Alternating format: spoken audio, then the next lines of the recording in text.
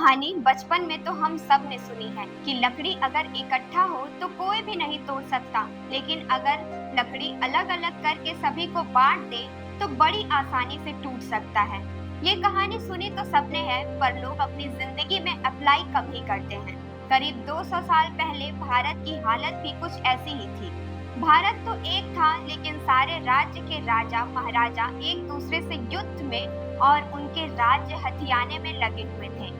इसी बीच भारत में एक कंपनी व्यापार करने आती है और धीरे धीरे भारत पर ऐसे कब्जा करती है जैसे वो मालिक और हम गुलाम हों। इस पूरी घटना पर आज चर्चा करेंगे। बने रहिए हमारे साथ। मैं हूं कंचन, आप देख रहे हैं जनदर्पण का खास प्रोग्राम दिन में।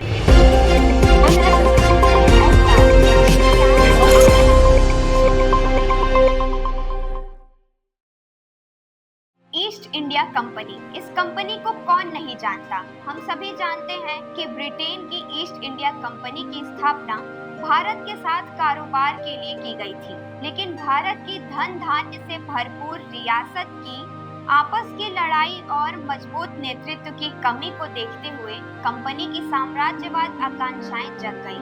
मतलब ये लोग सिर्फ व्यापार पर ही नहीं, सत्ता और गद्दी पर भी पूरी नजर गड़ाए हुए थे। और ईस्ट इंडिया कंपनी के इसी लालच ने भारत का इतिहास और भूगोल सब बदल कर रख दिया।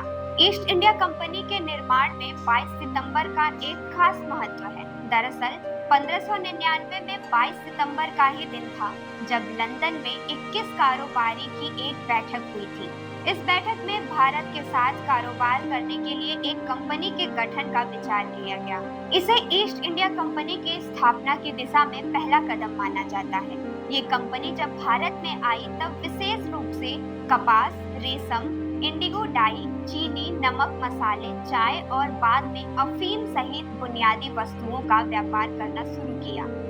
फिर इस कंपनी ने दक्षिण एशिया में ब्रिटिश साम्राज्य की शुरुआत की। अंततः कंपनी ने वर्तमान बांग्लादेश, पाकिस्तान और भारत के बड़े क्षेत्र पर शासन किया।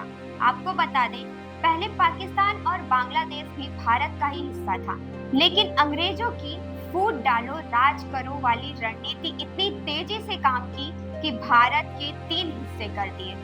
1757 में प्लासी की लड़ाई के बाद बंगाल के नवाब सिराजुद्दौला को हराकर आमिर जफर को लाया गया, जिसे कंपनी का समर्थन था।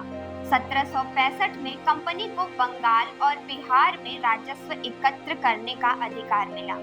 वहीं 1773 में कंपनी ने बंगाल में स्थानीय शासन को खत्म कर दिया और कोलकाता में अपनी राजधानी बनाई। वहीं वॉरेन हेस्टिंग को कंपनी का पहला गवर्नर जनरल नियुक्त किया गया। ईस्ट इंडिया कंपनी भारत में काफी तेजी से अपने पंख पसार रहा था, लेकिन क्रांतिकारियों की लड़ाई और तमाम युद्ध के बाद अंततः भारत को ब्रिटिश की गुलामी से सन 1857 में औपचारिक रूप से भंग कर दिया गया। आपको ये जानकारी कैसी लगी, हमें कमेंट करके जरूर बताएं और देखते रहें जनदर्पण न्यूज। धन्यवाद।